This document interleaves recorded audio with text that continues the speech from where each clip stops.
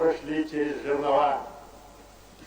Ложь и насилие, злой обман и еще раз насилие, страшная идеология человеконенавистническая, прикрытая маской гуманизма, стирала с лица земли миллионы людей. Что изменилось сегодня? Ничего империя не собирается изменять.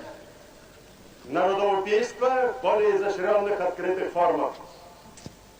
Прибалтика, Молдова, Алма-Ата, Ош, Фергана, Таджикистан, Баку, Тбилиси, Армения, Абхазия, Осетия, Ингушетия.